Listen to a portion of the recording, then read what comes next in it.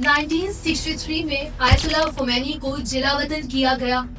उसके बाद Ayatollah Khomeini Iraq में मुकीम हो गए और कुछ अरसे बाद फ्रांस मुंतकिल हो गए। 1970 में हुकूमत के खिलाफ अवाम की तरफ से मुख्तलिफ एहतजाज शुरू हो गए।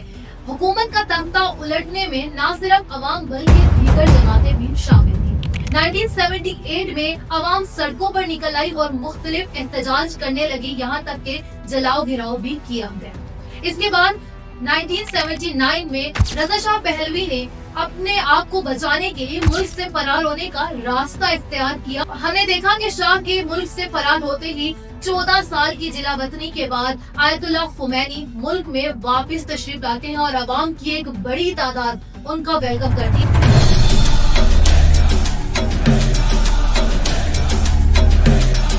और उसके बाद मुल्क की बागडोर कौन संभालता है, ये एक अहम सवाल है।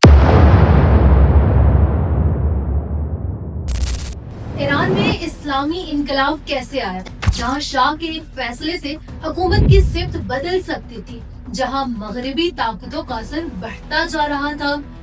फिर अचानक एक ऐसा इनकलाब आया जिसने सिर्फ ईरान की हुकूमत नहीं बदली बल्कि पूरी दुनिया की सियासत को मुतासिर किया। सबसे पहले इनकलाब से पहले का ईरान। 1979 के इनकलाब को समझने के लिए हमें इससे कई दहाइयां पहले जाना होगा। 1925 में रजा शाह पहलवी ने ईरान में पहलवी बादशाहत कायम की। इनके बाद 1941 में इनके बेटे मोहम्मद रजा शाह पहलवी ईरान के बादशाह बने। मोहम्मद रजा शाह ने ईरान को एक जदीद और मगरिब के करीब मुल्क बनाने की कोशिश की, लेकिन इनकी हुकूमत के खिलाफ सियासी और मजहबी हलकों में मुखालफत भी बढ़ती रही। 1950 की दहाई में ईरान की सियासत में एक और अहम वाकया पेश आया। वजीर आजम मोहम्मद मुसद्दिक ईरान के तेल के वसाइल को कौमियाने की कोशिश की। 1953 में मुसद्दिक की हुकूमत का तख्ता उलट दिया गया और शाह की ताकत मजीद मजबूत हो गई। ये वाकया ईरानी अवाम के लिए एक बड़े हिस्से के जहन में एक सवाल छोड़ गया, क्या ईरान वाकई ही अपने फैसले खुद ले रहा है और क्या शाह की हुकूमत में गैर मुल्की ताकतों का असर बहुत ज्यादा है? ये सवाल आने वाले वर्षों में मजीद शिद्दत इख्तियार करता गया। अगर हम इसके दूसरे हिस्से की बात करें तो शाह का सफेद इनकलाब। ये कैसा इनकलाब था? 1960 की दहाई में मोहम्मद रजा शाह ने इस्लाहात का एक बड़ा प्रोग्राम शुरू किया जिसे व्हाइट रेवोल्यूशन यानी सफेद इनकलाब कहा गया। इसमें ज़राई इस्लाहात, खवातीन को वोट का हक, तालीम और जदीद रियासती इदारों के कयाम समेत कई इकदाम शामिल थे, लेकिन इन इस्लाहात पर सब मुत्तफिक नहीं थे। मजहबी हलकों का ख्याल था कि शाह की पॉलिसियों से ईरान की इस्लामी और रवायती शनाख्त मुतासिर हो रही। इसी दौर में एक मजहबी रहनुमा नुमाया होकर सामने आए। इनका नाम था आयतुल्लाह रूहुल्लाह खुमैनी।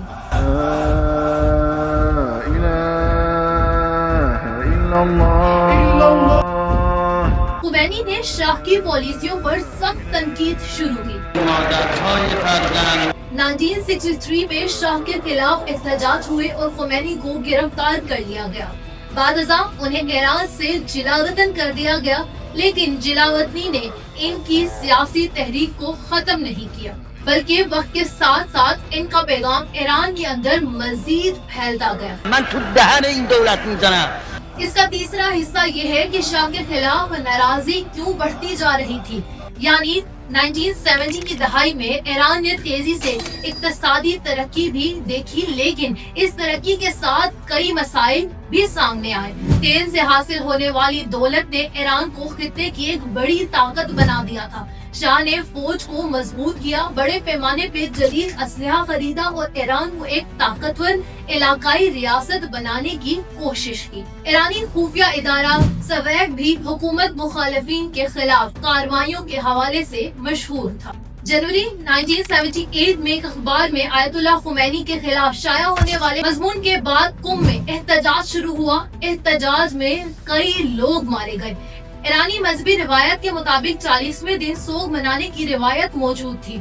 चुनाचा एक शहर से होने वाला एहतजाज दूसरे शहरों तक फैलता गया।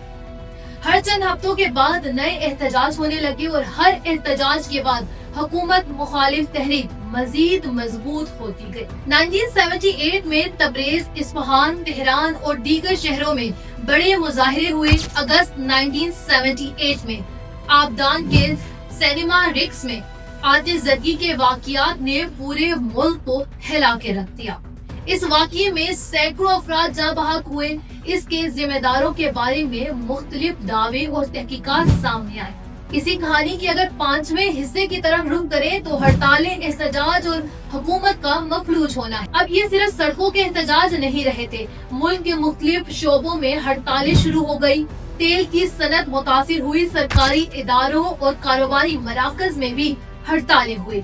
मुल्क की मईशियत और हुकूमती निज़ाम पर दबाव बढ़ता गया। शाह ने सूरत-ए-हाल को काबू करने के लिए मुख्तलिफ इक़दामात किए।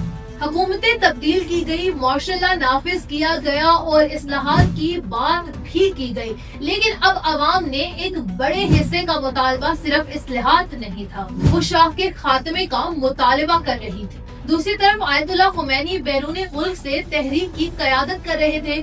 पहले इराक में रहने के बाद उन्होंने फ्रांस मुंतकिल होना पड़ा। फ्रांस में रहते हुए इनकी तकारीर और पैगामात ईरान पहुंचते रहे। कैसेट टेप और दीगर जराये के जरिए इनका पैगाम आम ईरानियों तक पहुंचता गया। इसी कहानी का 6वां हिस्सा, जो कि बहुत अहम समझा जाता है, शाह का ईरान छोड़ना।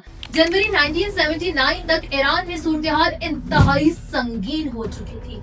आखिरकार 16 जनवरी 1979 को मोहम्मद रजा शाह पहलवी ईरान से रवाना हो गए। सरकारी तौर पर ये एक आर्जी रवानगी के तौर पर पेश की गई, लेकिन शाह दोबारा ईरान में इक़्तिदार हासिल न कर सके।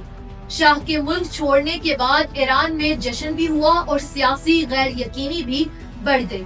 अब सवाल ये था, ईरान का मुस्तकबिल किसके हाथ में होगा? इसी कहानी के अगर 7वें हिस्से पर नजर डालें तो खुमैनी की वापसी है। 1 फरवरी 1979 को आयतुल्लाह खुमैनी तकरीबन 14 साल बाद की जलावतनी के बाद ईरान वापस पहुंचे। इनके इस्तकबाल के लिए लाखों अफराद सड़कों पर निकल आए।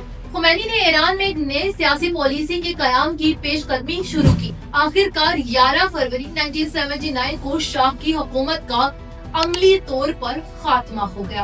ईरान में पहलवी बादशाहत का खात्मा हुआ और एक नए सियासी दौर का आगाज हो गया। इनकलाब के बाद ईरान के मुस्तकबिल के बारे में फैसले करने के लिए रेफरेंडम कराया गया।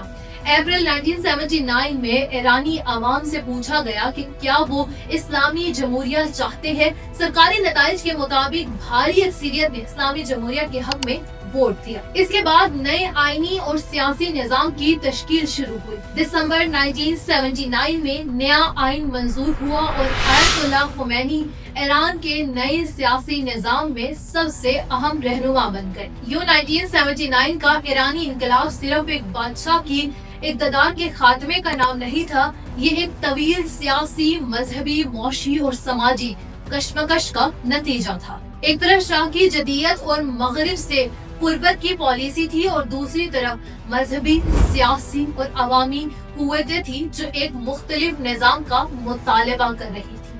आखिरकार इनकलाब कामयाब हुआ और ईरान की तारीख का एक नया बाब शुरू हो गया।